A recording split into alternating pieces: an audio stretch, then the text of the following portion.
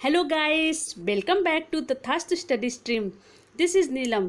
Friends, मनोवैज्ञानिक के सिद्धांत और उनके नियम की श्रृंखला चल रही है, जिसमें कि आज की इस वीडियो में हम थॉर्नडाइक के प्रयोग, सिद्धांत और उनके नियम के बारे में पढ़ेंगे. इस वीडियो को अंत तक ज़रूर देखिएगा ताकि आप कोई भी चीज़ मिस ना करें.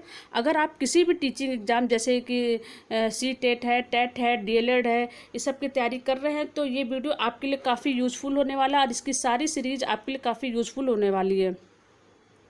फ्रेंड्स, अगर आपको अच्छे से अच्छे तैयारी करनी है तो प्लीज़ आप हमारे चैनल से पढ़ाई कर सकते हैं. यहाँ आपको बेस्ट कंटेंट अवेलेबल कराया जाएगा और हमारे चैनल पर डेली शाम को 6 बजे वीडियो अपलोड कर दिए जाते हैं. अगर आपको नोटिफिकेशन ना मिले तो चैनल पर विजिट ज़रूर करें.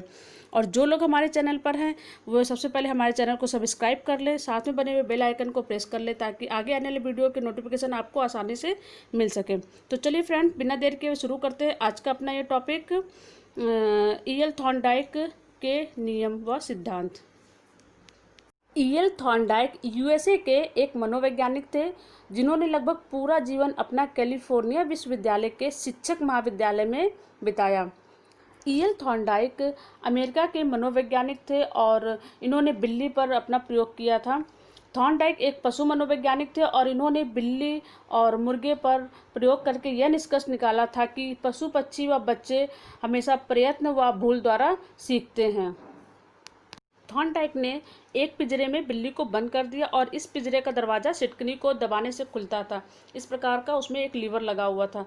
मछली को जो है पिंजरे के बाहर रख दिया गया, जो कि भूखी बिल्ली के लिए एक उद्दीपक का कार्य करता है और इस उद्दीपक के कारण बिल्ली जो है बार बार प्रतिक्रिया करती है और वो बार बार बाहर जाने का प्रयास भी करती है, परंतु उसका सभी प्रयास विफल होता है. लेकिन उसके प्रारंभिक जो प्रयास होते हैं वो सफल नहीं होते हैं, फिर भी वो प्रयास करती रहती है. लेकिन कुछ समय बाद जो है अचानक उसका जो पैर है सिटकनी पर पड़ता है और वह दरवाज़ा खुल जाता है, जिससे कि जो बिल्ली होती है वो आसानी से अपना भोजन मछली को खा लेती है, जिससे कि उसको जो है तृप्त होती है. तो जो है इस नियम के माध्यम से जो है थॉर्नडाइक जी ने यही बताया है कि जो है बच्चे हों या पशु पक्षी हो, वो सभी जो है प्रयत्न व भूल द्वारा सीखते हैं.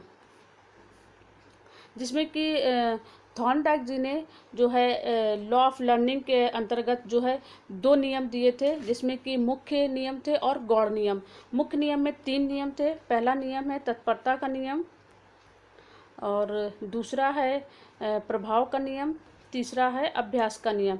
जिसमें कि जो पहला नियम है तत्परता का नियम, law of learning, EL Thorndike ने 20वीं शताब्दी से पूर्व में अधिगम से संबंधित मूल 3 नियमों का प्रतिपादन किया था और ये नियम सभी जो है शिक्षा के सभी प्रकारों में काफ़ी रूप से हेल्प करते हैं. जिसमें कि तत्परता का नियम या लॉ ऑफ रेडनेस का मतलब है कि किसी भी कार्य को करने की शारीरिक और मानसिक क्षमता तत्परता कहलाती है. यदि बच्चा सीखने के लिए, किसी भी कार्य को सीखने के लिए यदि वह तत्पर है तो वह आसानी से उस चीज़ को सीखता है. अगर यदि वह सीखने के लिए तत्पर नहीं है तो उसे पहले तत्पर किया जाना चाहिए. मतलब कि इस नियम का यही मीन्स निकलता है कि यदि हम किसी भी कार्य को करने के लिए अगर हम तैयार हैं और जो है हमें उस कार्य को सीखने में रुचि है तो हम उस कार्य को बहुत ही आसानी से सीख लेंगे.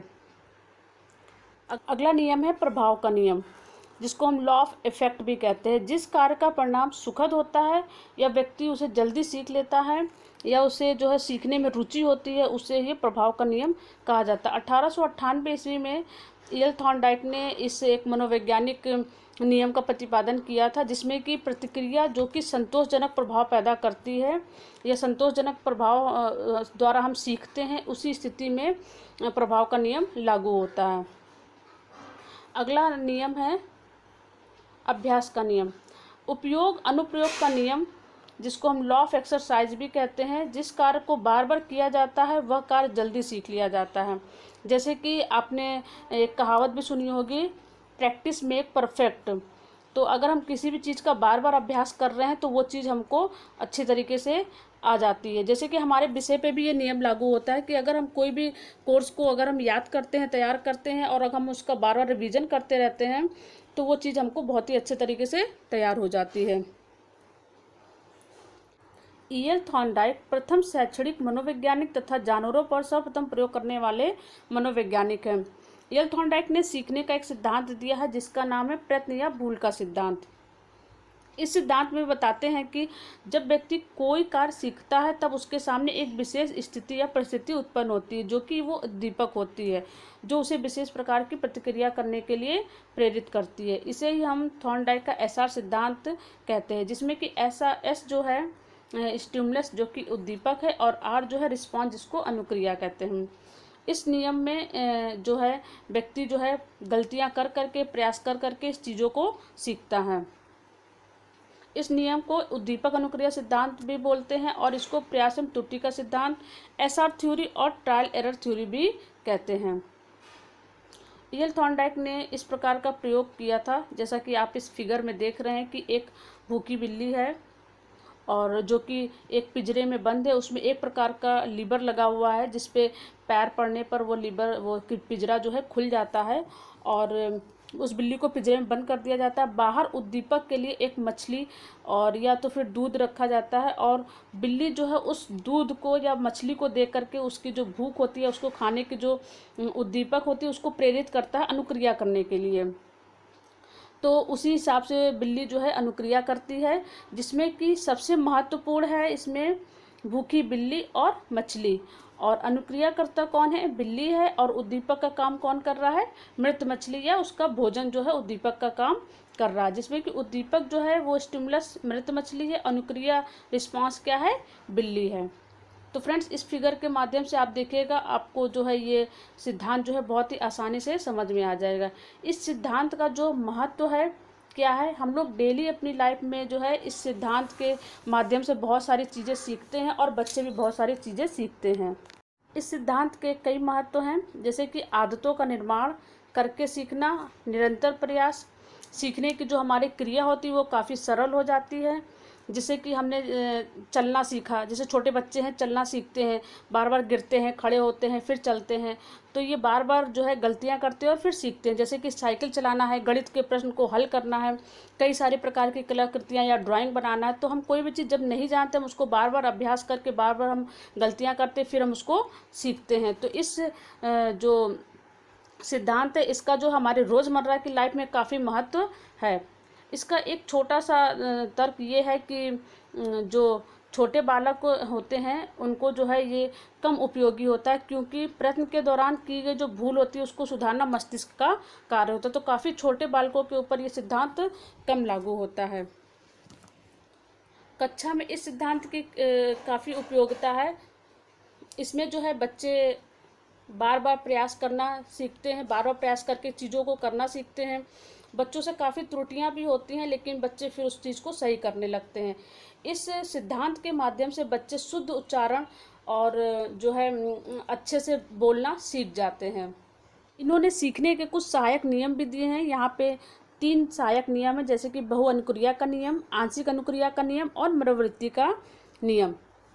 बहु अनुक्रिया का नियम में क्या है, इसमें सीखते समय जो बालक है उसको अनेक प्रयास करने चाहिए, जिसमें कि बालक को नहीं पता होता है कि किस कार्य में उसे कितनी सफलता मिलेगी, उस हिसाब से उसको सीखने का प्रयास करना चाहिए।